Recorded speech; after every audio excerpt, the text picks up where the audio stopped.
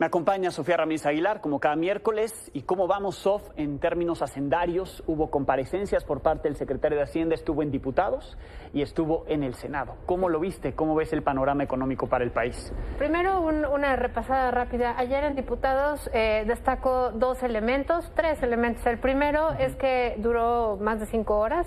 Fue una carrera de resistencia más que una carrera de obstáculos. Los cuestionamientos eran relativamente genéricos respecto al sobreoptimismo en los criterios generales de política económica, digamos, de cuánto vamos a crecer, de qué tamaño va a ser la inflación. Y del lado, digamos, de Morena, pues las intervenciones iban más en el sentido del apoyo al paquete, muy técnico, cuánto en infraestructura, cuánto en salud, etcétera. No hubo ninguna sorpresa, pero fue larga. La comparecencia de hoy tuvo un formato un poco distinto porque el secretario de Hacienda primero escuchó los cuestionamientos, entonces tuvo una intervención mucho más puntual. Me gustó mucho más el formato del Senado, fue bastante más enriquecedora, digamos, para la ciudadanía. Creo que el secretario reconocía, digamos, las dudas que teníamos los analistas, abundaba en ellas.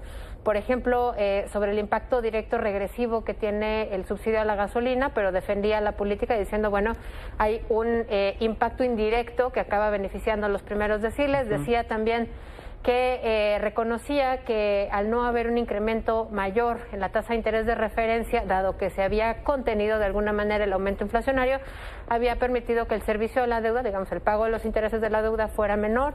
Y también mencionó que iba a reembolsar dinero a los fondos de estabilización que se consumieron en 2019 y 2020. El mensaje es muy bueno, la pregunta es cómo le vamos a hacer, porque de por sí no nos cuadran las cuentas, pero bueno, creo que se atendieron los problemas de una manera mucho más puntual. Me gustó mucho la comparecencia del día de hoy. Pero, hablando del huracán que reportabas hace un ratito, me gustaría abundar sobre el tema del Fonden. Claro. Primero que nada, creo que es importante recordar que históricamente el gasto del Fonden, digamos, cuánto se ejercía, en promedio, según México Evalúa, entre 2013 y 2018, era de casi 30,000 millones de pesos. Eso es una cantidad, pues no muy grande, equivale aproximadamente a 2/3 partes de lo que se asignó a Dos Bocas este año, por ejemplo. Sin embargo, el año pasado, para este año, digamos, el ejercicio de este año, solamente se asignaron 9,000 millones de pesos, es decir, casi una tercera parte de lo que se había venido gastando en los otros años. Eso es un problema, sin duda, pero para el próximo año, digamos que casi se duplica el monto que se busca aprobar. Y a ese monto de 17,000 millones de pesos que vamos a tener de Fonden, se le suman pues seguros y bonos, digamos, en caso de desastre. ¿Cuál es el tema? Suena muy bien, decimos, bueno, pues nos estábamos quejando y ahora se fue al doble. Sigue siendo insuficiente porque te decía yo que se había ejercido en un promedio de años anteriores prácticamente 10,000 millones de pesos más a lo que se está asignando, punto número 1. Punto número 2 es que partimos de la premisa de que la reconstrucción es muy importante para que las comunidades puedan volver a tener desarrollo.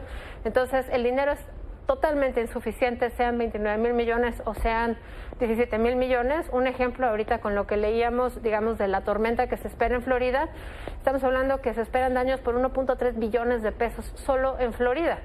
Eso equivale, digamos, a muchas veces más el monto total de lo que está aprobando. Que un poco lo que nos dices es, a ver, eso está pasando en otro país, ¿no? Son los montos de afectación en Estados Unidos, pero cuidado, si nos pasa algo similar en México, no estaríamos preparados económicamente. Totalmente, y creo que incluso si te vas a los datos de México, estamos hablando que de acuerdo a la Asociación Mexicana de Instituciones de Seguros, la AMIS, solo el 7% de las viviendas en México, digamos, 7.8 millones de viviendas cuentan con algún tipo de seguro. Estamos hablando que hay en México más de 30,000 hogares, entonces, pues no, digo 30 millones de hogares, entonces no se alcanza para cubrir, pero también hay un montón de afectaciones que tienen que ver con infraestructura, con escuelas. Aquí en el centro histórico de la ciudad vemos apuntaladas las paredes de las barras de las escuelas. Yo no entiendo por qué no construimos mejores barras en las escuelas, pero es un tipo de cosas que hay que estar considerando. Punto número 2, es importante que los seguros y estos bonos, digamos, de contingencia, pues tienen condiciones, y esas condiciones no siempre se cumplen. Regionales, de tipo de afectación, de tipo de desastre natural, no aplica, por ejemplo, muchos de los seguros no aplican para huracanes y demás. Y punto número 3, cuando no tienes una bolsita de ahorro ahorrado tuyo de ti, pues obviamente el financiamiento depende de que tengas liquidez, y si vemos que lo que nos va a faltar el próximo año va a ser liquidez en el PEF, pues vamos a acabar bastante dañados, porque los desastres naturales pues no nos dan tregua. Bien, gracias, Sof, como siempre. Gracias a ti. Gracias, Sofía Ramírez Aguilar.